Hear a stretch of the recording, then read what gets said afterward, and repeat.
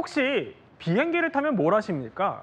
조용히 잠을 청하시는 분들도 계실 테고 여행 계획을 정리하시는 분들도 계실 텐데 아니 그런데 때 아닌 댄스 공연이 벌어지기도 한다고 합니다. 자, 허지연 변호사. 지금 저곳이 비행기 아니라는 거죠? 실제로 하늘 위를 운항 중인 비행기 안이 맞다고 합니다. 예. 지금 일렬로 서서 저렇게 춤을 선보이는 여성들이요.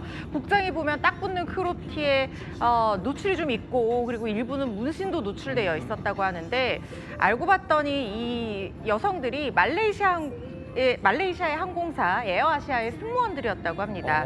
이게 지난 3월 항공사에서 자체적으로 선보인 5인조 걸그룹 베라의 멤버들이라고 하는데요. 네. 이들이 그러니까 기내에서 데뷔를 한 거예요. 이 데뷔곡은 정시 운항을 표현한 틱톡이라는 제목의 곡이라고 하고요. 네. 방콕에서 푸켓으로 향하는 항공기 속에서 저렇게 데뷔곡에 맞춰서 기획된 무대 공연을 선보인 건데 휴대전화 카메라로 촬영하는 승객들도 있었고 관심을 많이 받았다고 하고요. 이 영상의 조회수는 무려 100만 회 이상을 기록하면서 그래요? 폭발적 인기를 누리고 있습니다. 그러니까 이종호 평론가 저게 네네. 즉흥적인 퍼포먼스가 아니고 항공사에서 정식 걸그룹을 만들었다는 얘기예요? 그렇죠. 그냥 걸그룹 만든 것만이 아니라 K 아이돌, 네. 그러니까 K-팝 외에 그런 아이돌 걸그룹처럼 그 시스템을 그대로 했대요.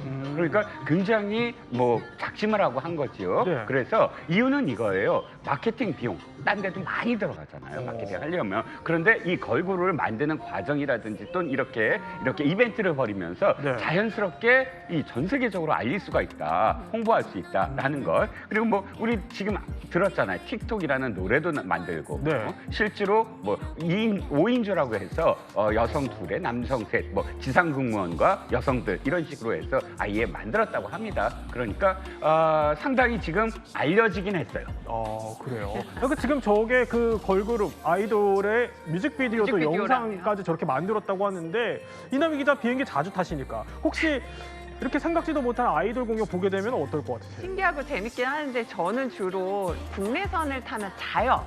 일단 잠잘 시간에 자고 아니면 멀리 가는 거면 책 읽거나 주로 영화를 보긴 보거든요. 그래서 저한테 저 같은 고루한 사람은 저런 공연보다는 개인적으로 난 조용하게 책 읽거나 자고 싶은데 라는 생각을 하는 분들도 있을 것 같긴 합니다. 그럼 지금 여론은 어때요? 보면은 갑론을박이 이어지고 있습니다. 이제 이런 거예요. 원래 승무원 본업이 안전 서비스 아니냐. 너 왜 쉬고 싶은데 강제 공연 시청하냐. 저 같은 분도 계시네요. 뭐 본질에서 벗어나는 일이라는 사람도 있지만 네. 비행 시간도 긴데 활기찬 마케팅 아니냐. 오히려 이럴 수도 있을 것 같아요. 저 공연을 보고 싶어서 다른 항공이 아니라 좀 더 재밌게 보내고 싶어서 저 항공사의 비행기를 미리 예약하는 분들도 분명히 있을 것 같기 때문에 의견들은 엇갈리고 있습니다. 그렇군요. 아니 그런데 허지연 변호사 벌금을 문 곳도 있다면서요? 그렇습니다. 이게 2018년도에 이미 이런 유사한 마케팅을 했던 이 예. 기에젯 항공이라는 베트남 항공사가 있었어요. 그런데 여기는 조금 더 선을 넘은 것이 저렇게 지금 흐림 처리가 되어 있지만 아예 비키니 차림으로 기내에서 쇼를 선보였는데 특히 2018년에 아시아 축구연맹 U23 챔피언십에서 베트남이 박항서 감독의 지휘 아래 사상 처음으로 준우승을 거머쥐었거든요. 그때 예. 전세기를 띄우면서 이 금이환영을 환영한다라고 하면서 저렇게 비키니 댄스를 춰서 이 선수들과 박항서 감독이 굉장히 좀 어떻게 보면 약간 부담스러워하는 듯한 표정을 보이는 그런 모습들도 보이고 했었는데 그랬군요. 근데 이게 너무 이제 노출이 심한 복장을 입고 이렇게 공연을 하다 보니까 이게 외설 시비에 휘말렸던 겁니다. 네. 현지에서도 민항청에서